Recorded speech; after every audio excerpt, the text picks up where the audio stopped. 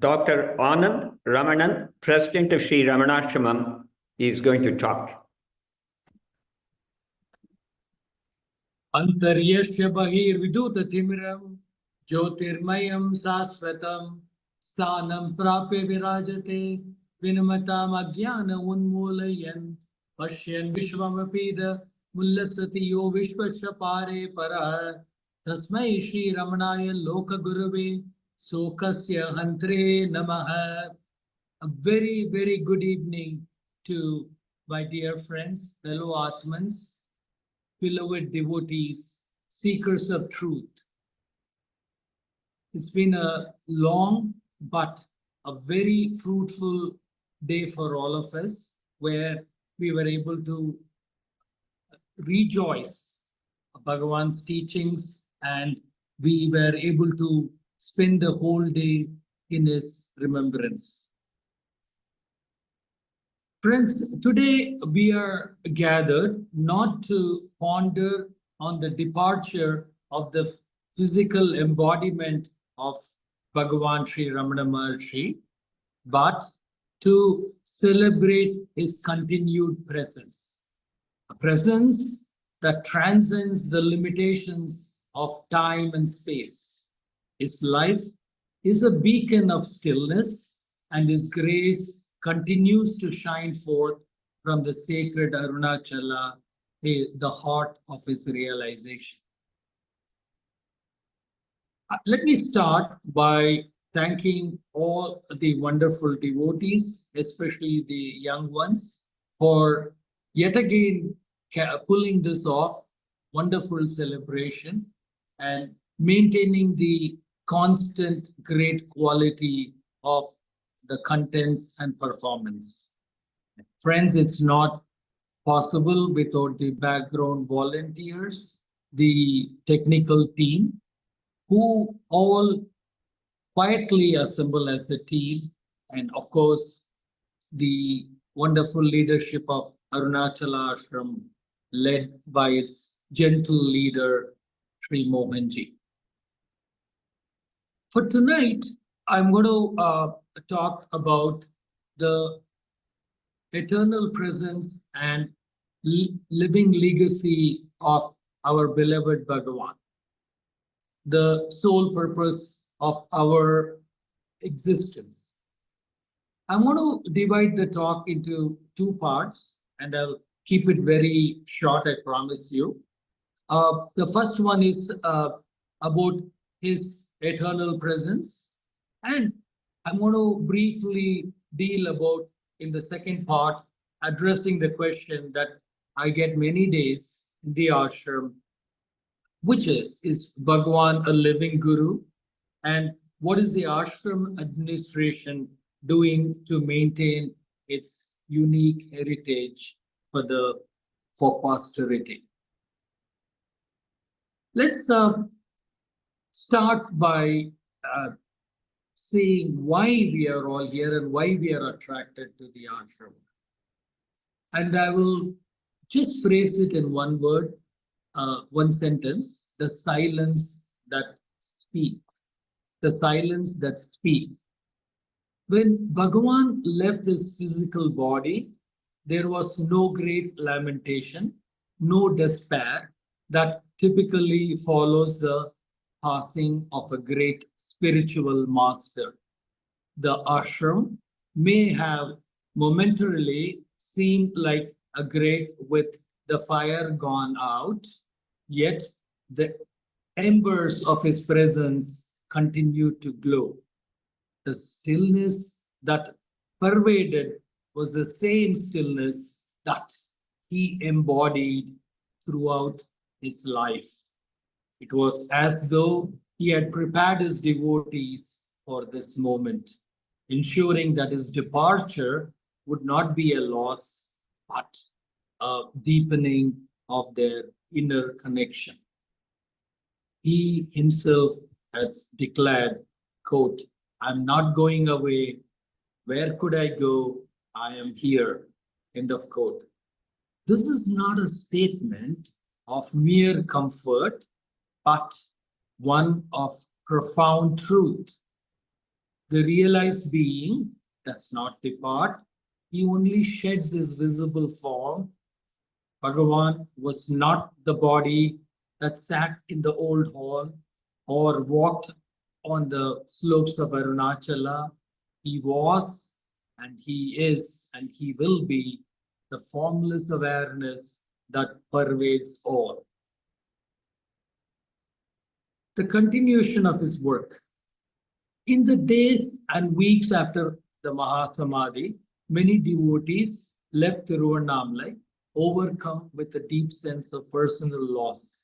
But slowly they began to return, drawn by the same silent call that had brought them to Bhagavan when he was present in the physical body.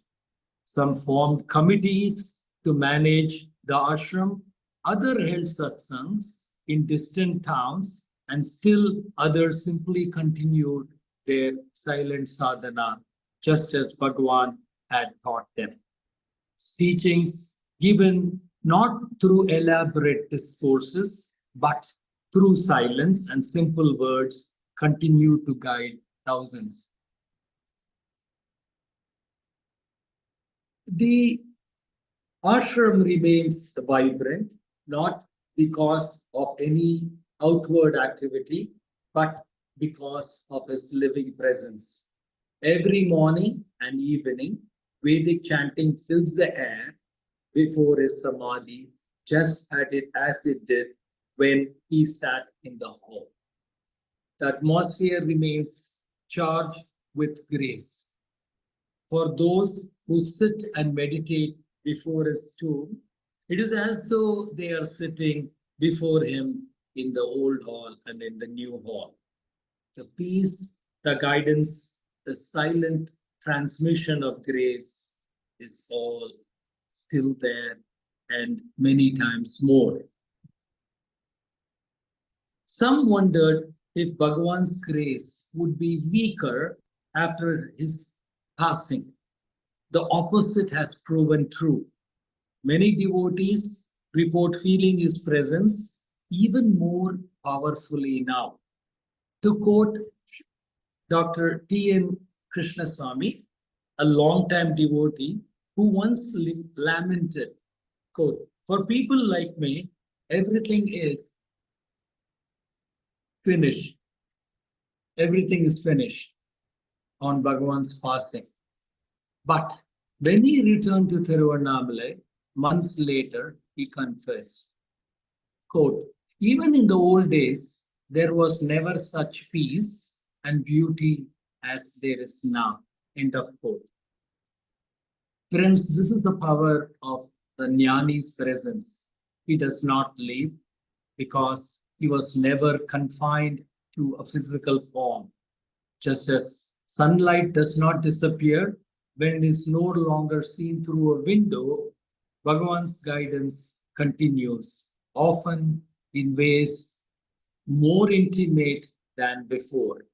Many devotees, even those who never saw him physically, have had visions of him, dreams where he answers their deepest concerns, and an unmistakable sense of inner guidance, which is continuous. And of course, we can never forget the sacredness of the physical form of Arunachala.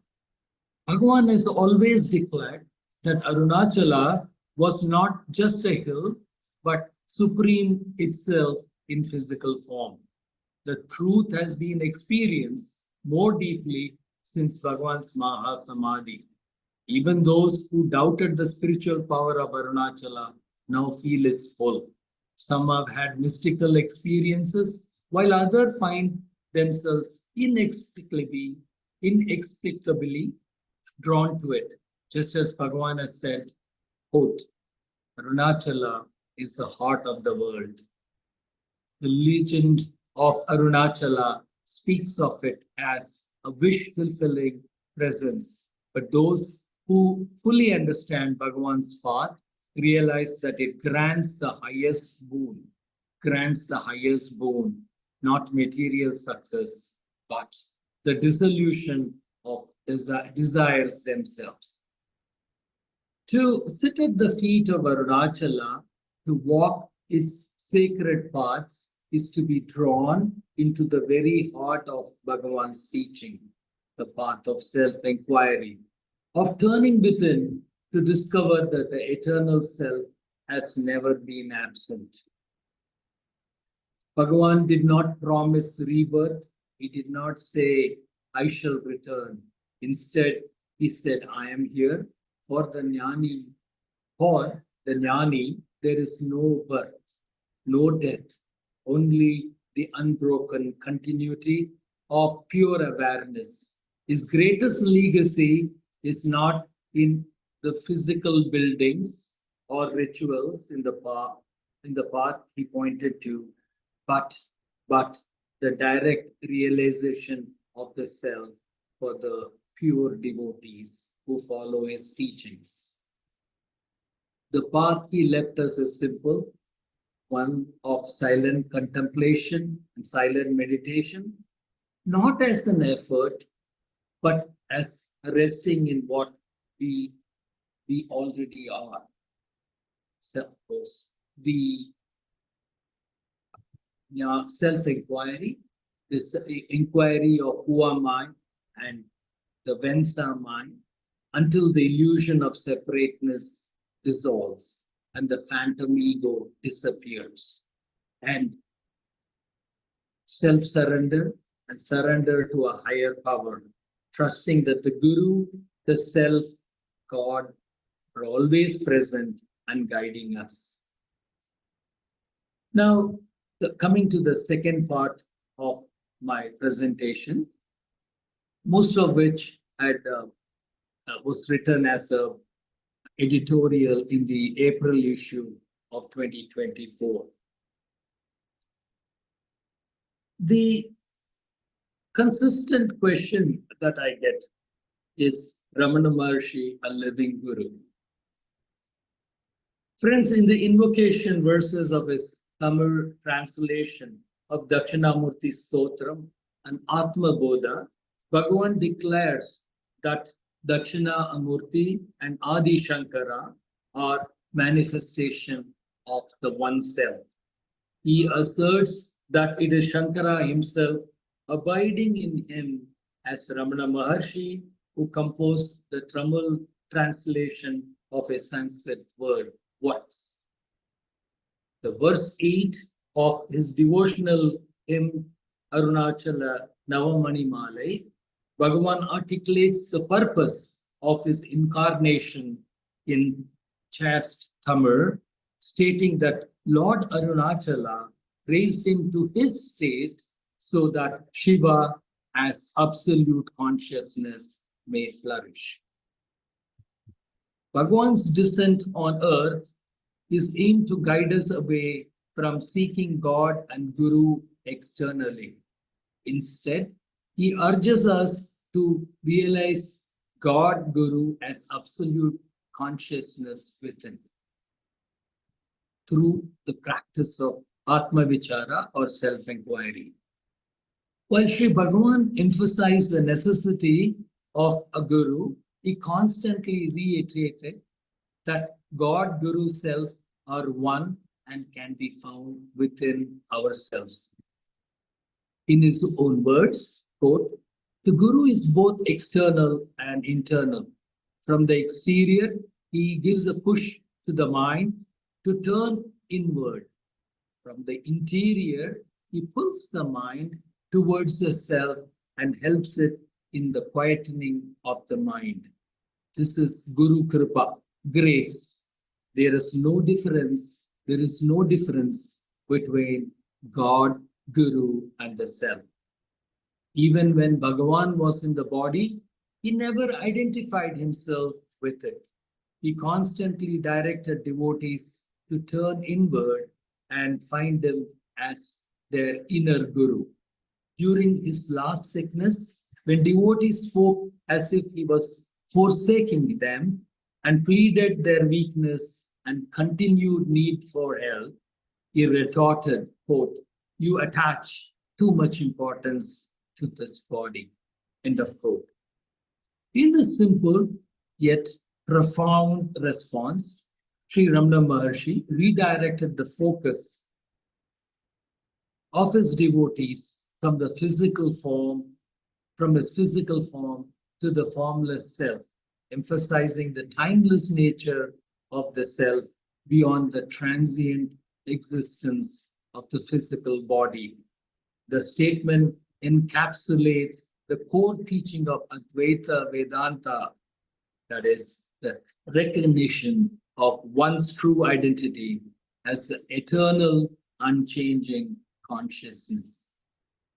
Bhagavan's response serves a reminder that the Guru is not confined to the physical form and that the true essence of guidance lies in the formless, eternal self. It echoes the Advaitic understanding that the ultimate reality is beyond the confines of birth and death, and the Guru's presence and his guidance is always available in the heart of the sincere spiritual seeker. Bhagavan was not one to promise future returns or appointed successors. Instead, Sri Bhagavan declared, I am not going away. Where could I go? I am here. This assertion transcends the limitation of time, reflecting the Sadguru's realization of the eternal now and becomes an invitation to turn inward and recognize the eternal presence within as guided by the sage's timeless teachings. The concept of here and now in Advaita Vedanta emphasizes the timeless and eternal nature of the ultimate reality, Brahman. It encourages the individuals to recognize the illusory nature of time and to live fully in the present moment and realize the true nature of the self beyond the limitations of past and future. The teachings also give an assurance that Sri Bhagavan is ever available to guide us in all these endeavors. Can we all not testify to this? Do we not feel his radiant presence at his ashram and within us? Soon after his Mahasamadhi in 1950, devotees shared that they felt even deeper presence and joy at his Samadhi and in their spiritual practice. Sri Arthur Osborne, the founder-editor of Mountain Path, says, quote, more than ever, he has become the inner Guru. Those who depended on him feel his guidance more actively, more potently now. The vichara leading to the inner Guru has grown easier and more accessible. Meditation now brings a more immediate flow of grace, end of quote. Bhagavan, who is compassionate incarnate, has left us his ashram and his beloved Arunachala as external spiritual reinforcements. A visit to his ashram and performing Girivalam around the sacred hill fills us with enthusiasm and devotion to strengthen our sadhana. He has also left us his precious teachings, condensing all that is needed for the spiritual seeker in simple language with the utmost clarity. Friends, who am I? A small booklet contains the essence of his teachings as a 21-year-old young Guru. The brevity and clarity of each response to the 28 questions in the book are so refreshing, and the repeated study of this one work will alone suffice. Bhagavan has therefore left behind all that we need for external support: his ashram, the Arunachala hill, and his precious teachings. Once we take refuge in Bhagavan and surrender ourselves to Him, we experience profound joy as if we have come home. The deep sense of peace eradicates any remaining desire to seek any other teacher, whether alive or otherwise. Feeling of completeness inspires us to earnestly practice His teachings, as we have full faith that this alone will lead us to the ultimate goal. The gradual elimination of the urge to seek external help is in itself a significant gain for the sincere devotees. I often meet devotees who express their gratitude to Bhagavan for also rescuing them from financial and emotional distress involved in searching for and following other teachers. Individuals who are gifted, charismatic, and learned, but are not Sadgurus like Bhagavan. Frequently, these such teachers make demands on their devotees in the name of service. Personal relationships and domestic peace are thus affected. In stark contrast, friends, Bhagavan demands nothing of us. He only wishes us to follow His teachings and strive sincerely in our practice. Following Bhagavan's teachings brings unmatched clarity into our lives. His grace takes care of external circumstances, making them harmonious and conducive to our spiritual practice. As administrators of His ashram, we are the beneficiaries of our staunch faith in His living presence. We know that only He runs the ashram, and we are simply His instruments. This is not a sentimental theory. We experience this every moment of each day. Our role is just to be sincere caretakers of His ashram and His teachings. By strictly focusing on administration and not acting as intermediaries between devotees and Bhagavan, we strive to ensure that all devotees, irrespective of gender, caste, creed, or nationality, can feel Bhagavan's living presence directly without any intervention. That is why there are no human teachers in the ashram, and there never will be. We are dedicated to preserving the teachings in all their purity. We will make them available in the principal languages of India and the world languages all across the globe, in both print, digital forms. The publication team leverages the power of social media to reach devotees in every corner of the world and to deliver the essence of Bhagavan's teachings to the devotees' digital devices. Friends, concluding, the truth is that no one can give us liberation. The way can be pointed out, directions can be given. In his response to the question, is it not possible for God and Guru to affect the release of a soul in who am I? Bhagavan states very clearly, quote, God and Guru will only show you the way to release. They will not by themselves take the soul to the state of release. They will not by themselves, in truth, God and Guru are not different. Just as the prey which has fallen into the jaws of a tiger has no escape, all those who have come within the ambit of the Guru's gracious look will be saved by the Guru and will not get lost.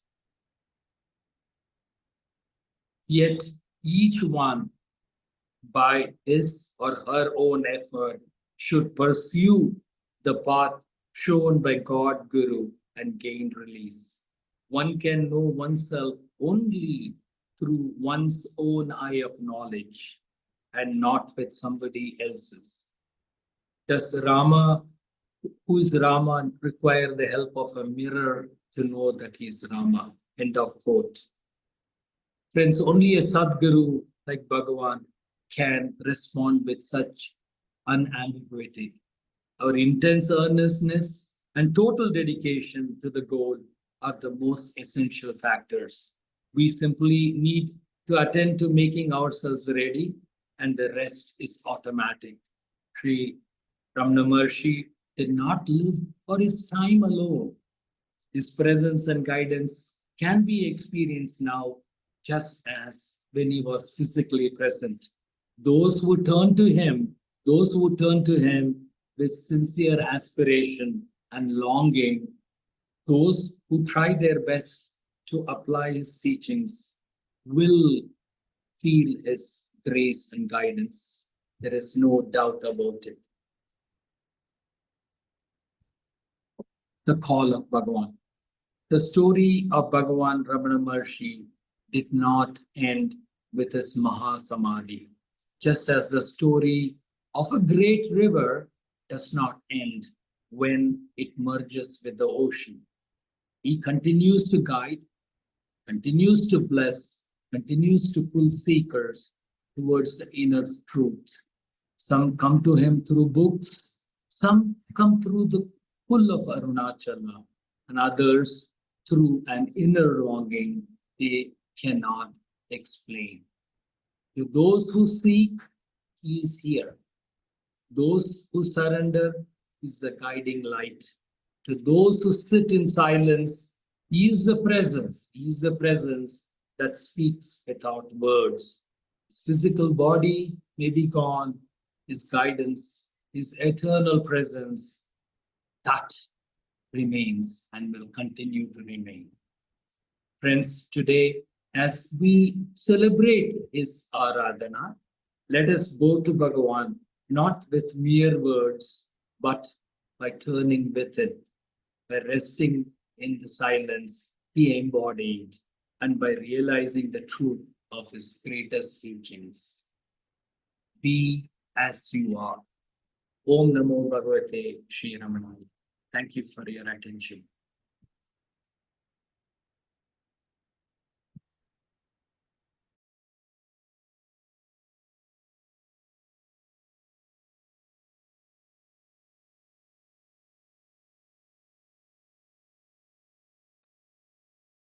Thank you, Dr. Anand Ramanan. Now, Suchila Mami is going to sing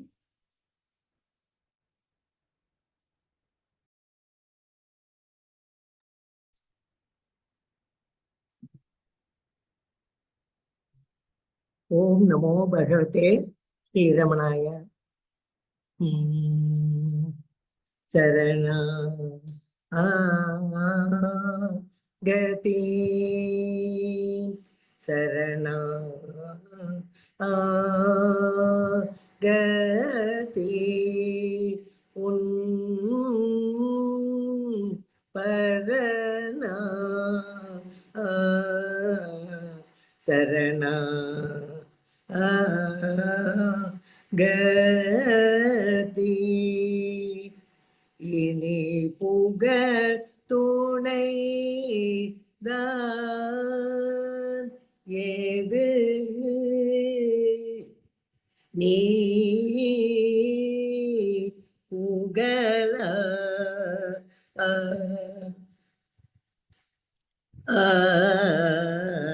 ini pugar tunai dan edu ni pugala sarana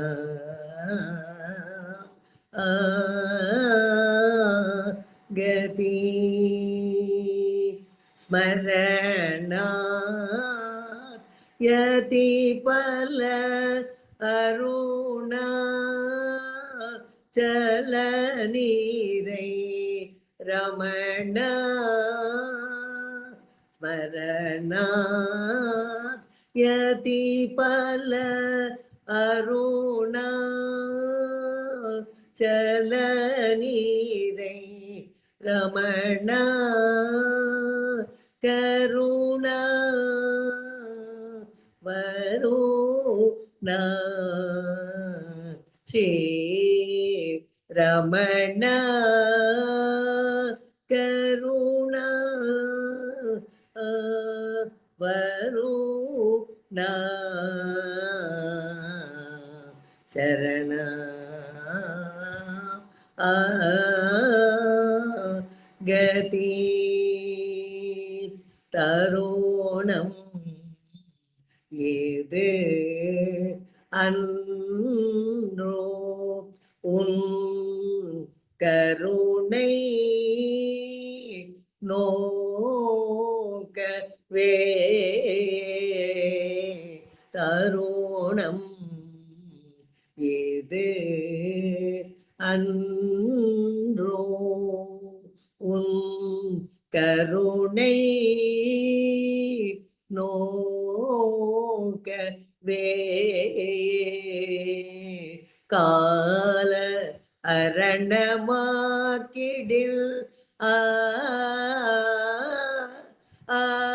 ஆயல் செய்வேன் கால அரணமாக்கிடில்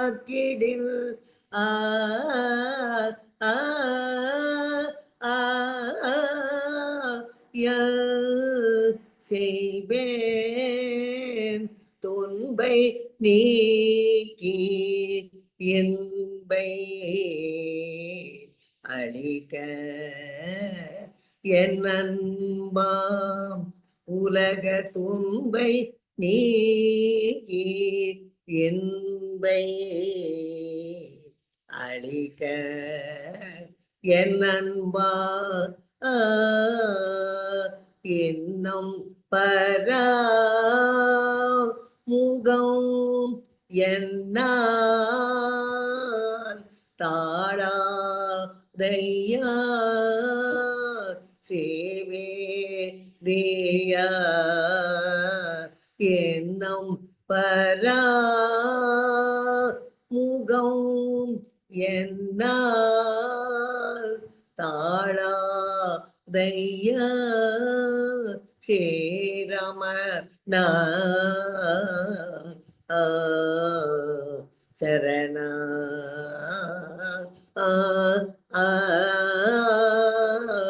கதி உன் பரண சரண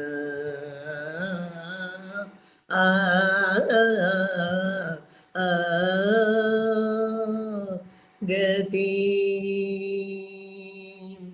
ஓம் நமோ பகவதே Sri Ramanatha. Thank you, Sushila Mami.